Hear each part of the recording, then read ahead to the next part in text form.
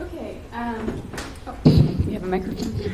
Okay, so I'm from St. Olaf College in Minnesota, and this is a project I've done for the last couple of years, so it's had a couple of iterations in my class, video conferencing and studying healthcare economics.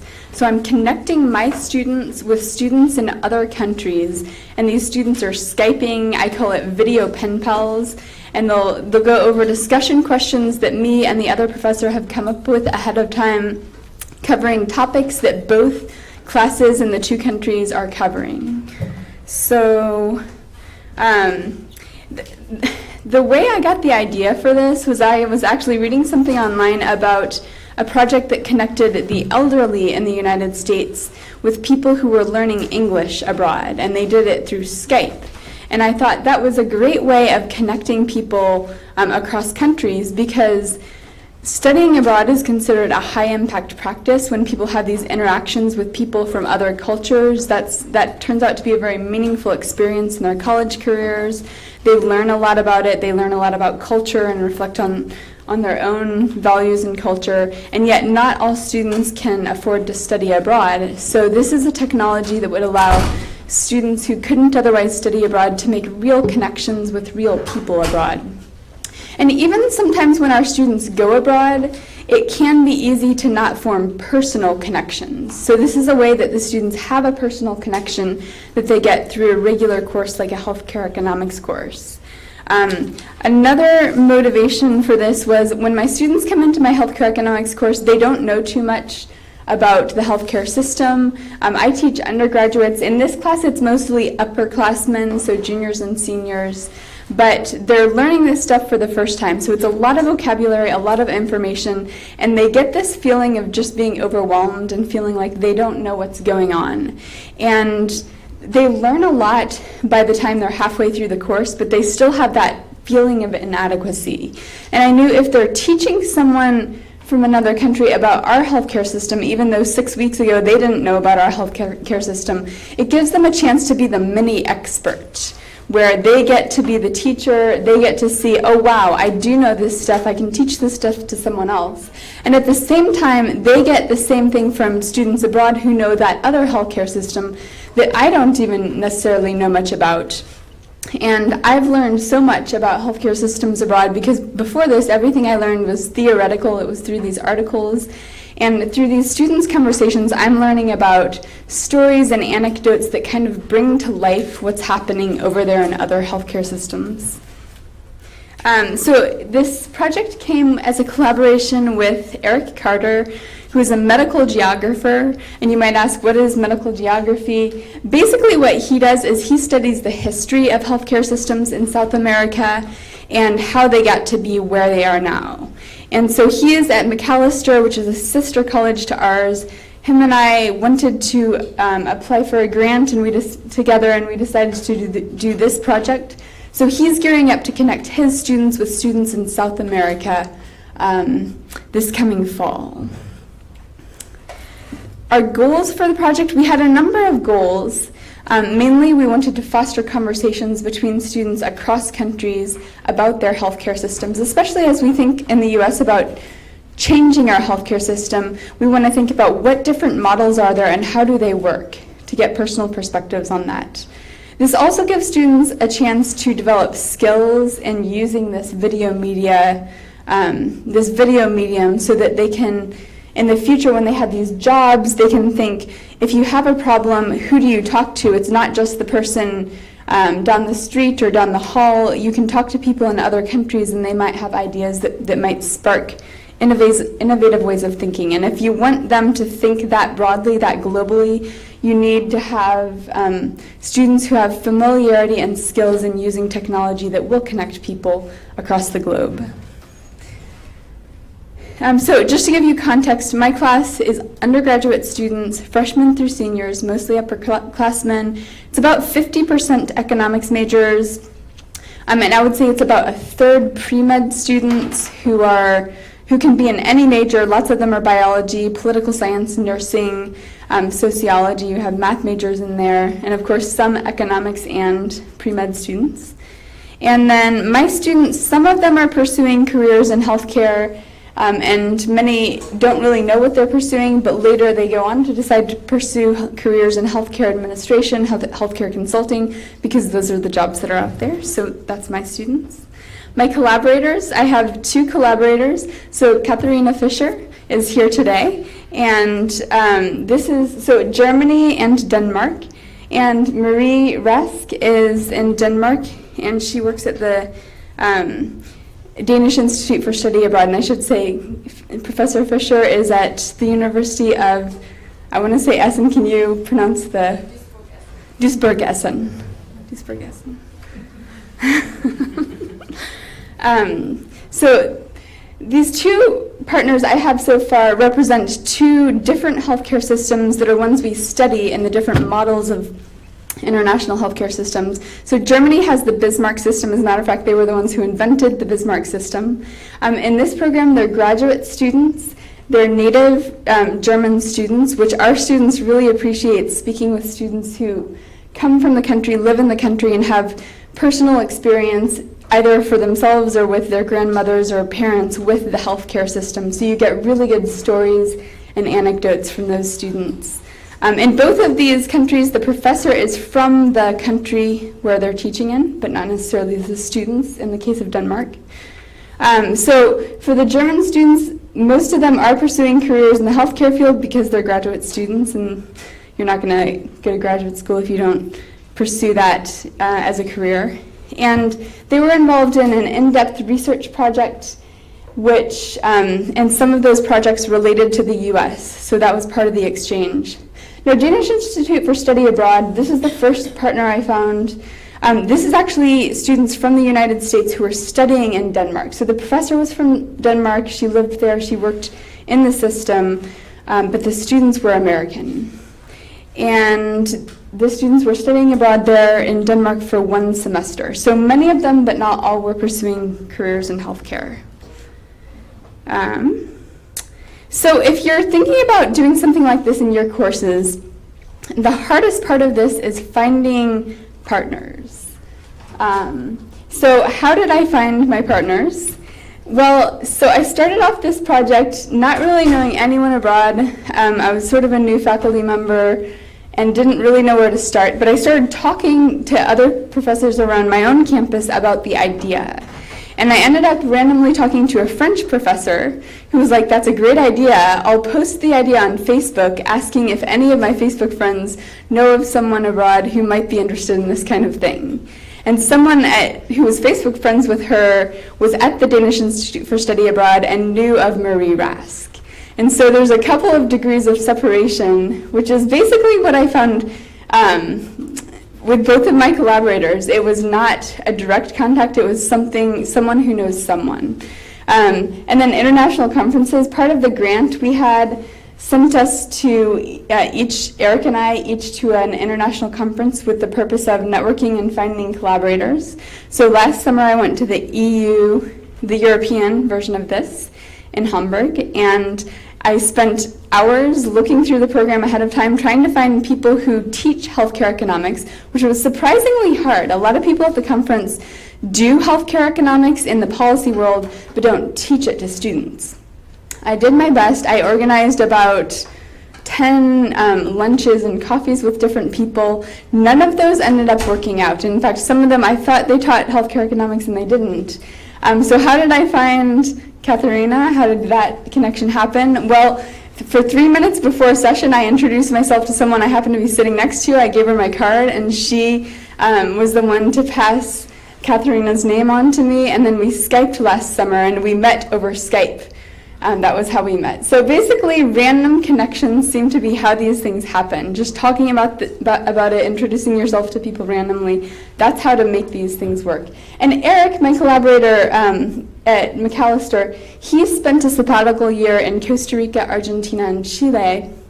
And so his connections come from people he was doing research with while he was on sabbatical.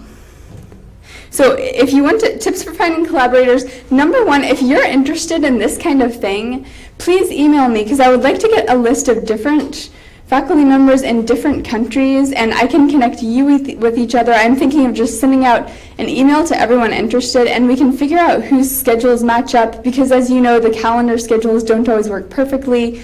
Sometimes I teach fall semester, sometimes spring, and I think if we have just a list of people who are interested, that list can spread and we can develop connections that work well with our students and with our courses. So that's number one recommendation. And then after that, just talk a lot about your project to a lot of people and know that random connections will probably be the ones that will bring you results. And then ask colleagues in other departments. That was how one of mine came about. And ask your school's study abroad office, if you've got one, if they have recommendations. So what did the actual assignment look like? Basically, students would read about other countries a little bit, and then they would contact their partners abroad and make plans. Then they would hold these Skype conversations or Google Hangout. And I think there's other platforms as well. And then they would write a written reflection. And I would comment on the written reflections, but not grade them deeply. The conversations, the way I ended up structuring it, I had a conversation to begin with young alumni in the field, which I'll talk about in a minute, which basically gave the students practice using the technology so that the first time they did a Skype conversation or Google Hangout conversation, it wasn't with partners abroad, it was with someone who was a few years older than them and working in the field of healthcare economics. And then after that, this last fall, they had 2 conversations with the German partners, 2 conversations with the Danish partners, and there's other structures. I did try doing a poster session, which didn't work out well, but that may have had to do with just the timing of the session at our specific college. So what does it look like for you? What kind of workload is it for you? It's actually not that much of a workload. Like I said, the hardest part is finding partners. Once you have it in place, it goes pretty quickly. So you just assign small groups. You come up with a worksheet, or you can email me and I can email you the worksheet that I'll show you in a second that just helps them schedule their phone calls. You come up with the discussion questions. That's in collaboration with your partners abroad to make sure the questions are going to be relevant to both groups of students. And then you set up a way for them to do a reflection paper. And I just had this on Moodle forum, Moodle, Blackboard, whatever you use that might be a discussion forum. This is the worksheet they filled out. Basically, they have to set a date for their conversations, time in the US, time in the other country. It's got a link to a time zone converter. Learn something about your partners abroad, and below on the worksheet it has questions that you hope to ask your partners, and then a little bit where they say what they know about that country. This is one of the discussion question prompts. So I used some healthcare triage videos to get students thinking. This is one of the Denmark conversations, pay for performance. Healthcare Triage has some really good videos that are 6 minutes and really get you thinking about these issues. And here's the discussion questions, since they're harder to read here. In the country you're studying, what are the common ways of paying doctors? Think about fee-for-service, prospective payment, capitation. What should pay-for-performance schemes pay for? Should they pay for outcomes? Should they pay for adherence to guidelines? Should they pay for usage? Should they pay for cost-effectiveness? And then some of the questions get them thinking about culture, because that's one of the big things here, is that the students, they're not just thinking about the structure of the incentives, they're thinking about how the culture interacts with that structure. And how different populations might react differently to different incentive systems. Healthcare Triage, he is just fantastic. Or at least his recent videos, his older videos, it took him a while to get the hang of it, but he's really good. What worked and what did not work. So the reflection papers work really well. That's how I learn about these healthcare systems. I loved reading these reflection papers just because I would get such a deep understanding of the systems that I didn't know much about before. It worked well to have prepared discussion questions, and it worked well to have the worksheet. What did not work well, when I first started this, the first year I did it, we built into the grant some money to hire a student technology assistant. We thought the students would need this assistance to get the Skype going or whatnot. What we found was students just don't use that Nobody really contacted them. Students just figure it out on their own, which is nice. That makes this cheaper to implement. Sometimes there were technical snags, but the students were able to figure out alternative ways of handling that. The poster session didn't work well for me. And initially, the first year I did this, I had an entire session that was getting to know you. Okay, one more minute. Okay, let's see. All right, barriers and issues. Scheduling can be difficult. Well, I guess I'll go ahead to one thing that's really helpful is teaching them how to lead a meeting, because that's a skill, and some teams ran into snags in terms of how do you actually lead a meeting. The students basically thought it was really meaningful. You can see my slides, I'll post them afterwards. The students get great anecdotes. This is our German partners, the students. They sent us this photograph of them, and it's really beneficial for me. I have engaged students. I gain connections to maybe eventually take some students abroad. So basically, if you're interested, contact me and I'll put together this list. Thank you.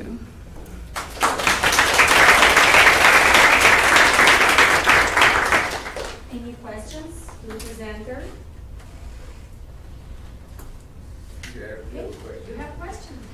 Okay, thank you so much for the presentation, very interesting. My question to you is, how long is their reflection paper? And then also, in scenarios where you have very interesting cases, do you develop this as case studies, and do you have like maybe on-site students that you can use those cases, those who do not get the opportunity to take part in these activities? So your two questions, how long are the reflection papers? They're just 3 paragraphs, so it's pretty fast. The case study idea, I really would like to learn how to do case studies, because I've heard phenomenal things about them. I don't know how to do them yet, so I haven't done that yet, but actually I'd like to talk to you more to hear more about that idea. I think there are more questions. My question had to do with, so you never actually saw a video interaction, it's not recorded anywhere? I did not have the students record their video interactions, although that's something I'm considering for the future, just because I know I'm going to be presenting this again, and it'd be nice to see the actual footage of the students doing this. I'm just thinking that some things might be missing from the 3-paragraph summary from actually, I know you can't go through all this video, but it's just amazing and fascinating to be able to listen in on that if possible. Yeah, that would be fascinating. Completely agree. Questions over here? Yep. Do your students know that they'll be engaged in face-to-face time with the international students, and have you ever faced any resistance from students in having those? They know it from the first day of class. I tell them this is part of what they're doing. I haven't faced any resistance other than students not knowing how to keep the conversation going. Yeah. Which is a skill. Yeah. Can I just ask why you do it 2 to 3 students to 2 to 3 students rather than 1-to-1 basis? Yeah, I think it's just easier to manage that way. We kind of had to regroup students sometimes. It also, if you've got a partner there and you don't know what to say next, it kind of, you have the support keeping the conversation going. But some of the students wanted smaller groups and some of the students wanted larger groups. So it was about half and half from the students who commented on that. I think you could do it either way. Yeah, I'd be interested in hearing if anyone tries it 1-to-1. Any more questions? We'll go ahead.